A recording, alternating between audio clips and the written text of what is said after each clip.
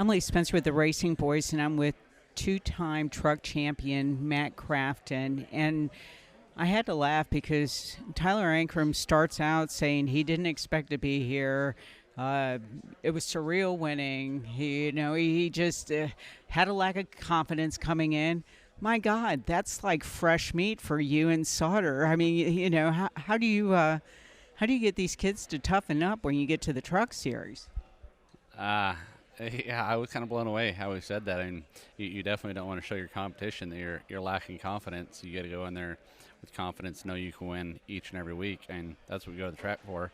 I know each and every week I go to the racetrack going, I know I can win this race, and I know I'm going to win this race. So to hear him say that, I'm like, kid, you shouldn't have said that with these 7 that are up here. I mean, you guys are a rough bunch, but that being said, it has been a rough season because, and I say that because it went down to the very last race. You hadn't won yet, and you really had to point yourself in. That's generally not a position we see Matt Crafton in. No, it was nerve-wracking. I can honestly say I've never pulled for somebody so hard on the last lap as I did for Austin Hill. I was third on the last restart, and I get shuffled back, and I was watching what was going on for the lead more than I was even racing my truck. I'm like, hold him off, Austin. Hold him off. So it was definitely nerve-wracking. It would have been a lot better to have a win under her belt and just been in cruise control. Not really cruise control, but at that point, throwing all your stage points out. And don't worry about stage points. Don't worry about anything but just winning the race. And that's what we've had to do for the last month. Yeah, we're focused on winning, but at the same time, you can't give up any points because those guys are breathing down your neck to knock you out points-wise as well. You feel you're at a deficit and have to make something happen, though, in the playoffs because you are starting from the rear of the playoff field? No, I mean, as many the stage wins that we've got, I think we're 6th overall in it. And if you look at it, it's very close from Brett to where I'm at. I mean, Brett to 8th place, I think, is less than 20 points. And at the end of the day, that's 2 stage. And so you can get there in one race easy.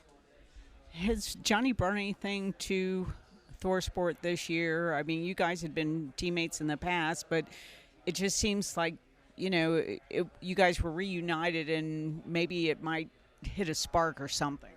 Oh, yeah. I mean, he's definitely helped in ways. Just his driving style to my driving style to the younger kids that have been there, the Haley to the Rico Abreu to Ben Rhodes, and listening to those kids talk about their race vehicle is so much different than the way I explain it. And sometimes when I'm explaining stuff last year, when we switched manufacturers over to Ford last year, I'm telling them the characteristics of what this truck does, and Junior's looking at me like, I mean, I got a third eyeball in my forehead, and I'm telling him this thing does this so much different than it used to do. It does. And then when Johnny came over, and him telling Joe and now Junior, because I dragged Junior over here, and I'm like, you need to listen to what he's saying. Some of this stuff that you said I'm absolutely losing my mind on, he's telling his crew chief the same thing. So, and some of the millennials that I've raced, that have been my teammates, I mean, nothing against them, but the kids, they haven't been able to describe it the way Johnny and I have.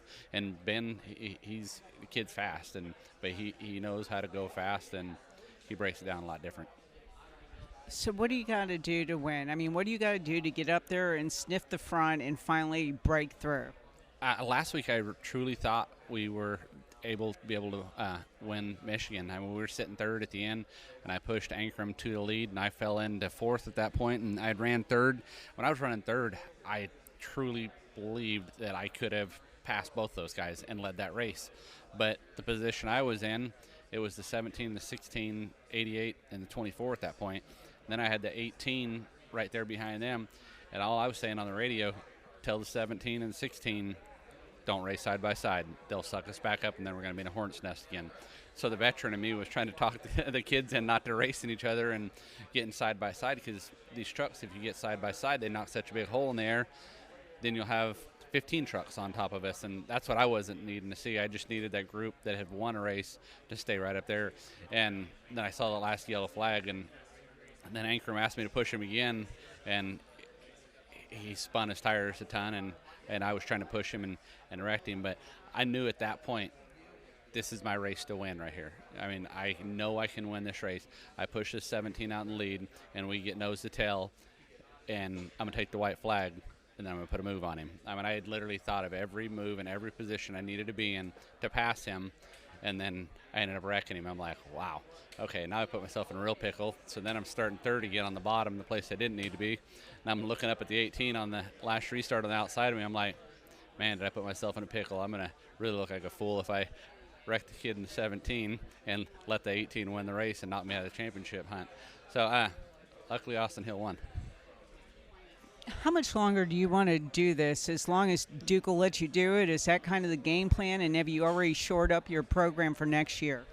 Yeah, we have a long-term goal. I know this guy that's won a lot of races in this truck series and was still competitive at 50 years old, and I still got a little ways to go until I'm 50. So that's, I mean, not say my cutoff number, but I think I'd be happy racing until I was 50, as long as I can be competitive, as long as I can go out and lead laps, and as long as I can go out and contend for wins and win championships. I mean, I'd be glad to race till I was 50 years old. I'm having fun doing it. At the end of the day, yeah, we haven't won a race, but we're there. We're still. They know that 88 Menards Ford F-150 is up front, and they know the Matt Crafton's driving it. When we're running 15th and we're not contending anymore, okay, we might bow out earlier, but I don't see that coming anytime soon. You also like to play in the dirt. Do you have any dirt races planned anytime soon? Right now, I actually have parked the modified just for the fact of it to get focused for the chase. And last year, I raced one race, Mod Mania, and I'm not saying I won't race that. There's a possibility I could run Mod Mania, but I need to put my right foot forward and focus on this chase and go spend as much time at Ford Performance on the simulator and just work with Junior and all these guys to get it to Homestead. What do you think going into Bristol? Oh, I love it. And I've never won there. I think I finished second 2 different times to Kyle. I was leading. I think it was on a green-white checkered before and ran out of gas at the start-finish line on the restart. And I'm excited for these next 3 races. Are 3 of kind of my favorite racetracks. And you go to Bristol, you're going to have to lift. You're going to have to use the brake pedal. You're going to go to Canada, you're going to have to lift, and you're going to have to shift and use the brake pedal. And then you're going to go to Las Vegas. It's 1.5 miles, but it's old. And you're going to get to be able to move around. And you're actually going to get to race side by side and run in the second, third, fourth groove. So that's another place that I've finished second. And I've came so close to winning there. I've leading going into 1 on the white flag and lost the race here at Las Vegas. So I feel that's a place that owes me. So I know we can go there and win. Any of the next 3, I know we can go win at easy. I was talking to Matt DiBenedetto, and he said true racers race when they know they have to lift. He said flat-footed racing is not, technical. It's not racing. It doesn't take as much talent to do as when you're actually working the brake, working the gas, making things happen. Do you kind of agree with that, in the classical form of racing, that's what it entails? 1,000%. I mean, that couldn't have been a better quote. Any of the places where you're going to have to use 2 feet. I mean, that I said that quote after the race in Michigan. Once I knew we were in pretty much every one of the racetracks besides Talladega, we're going to have to use 2 feet. We're not just going to run around there wide open for 90% of the day. So that's what makes it exciting for me. And, yeah, he couldn't hit the nail on the head. They said earlier something to Friesen about the grip stuff on the racetrack, the PJ1. I think what would make the best race, in my opinion, take the splitters off them, take the spoilers off them, put 3-inch spoilers, and take all the grip stuff off the racetrack and let us race. And I guarantee you we will be all over that racetrack and side by side. Appreciate your time today, champ. Good luck in the playoffs. Thank you.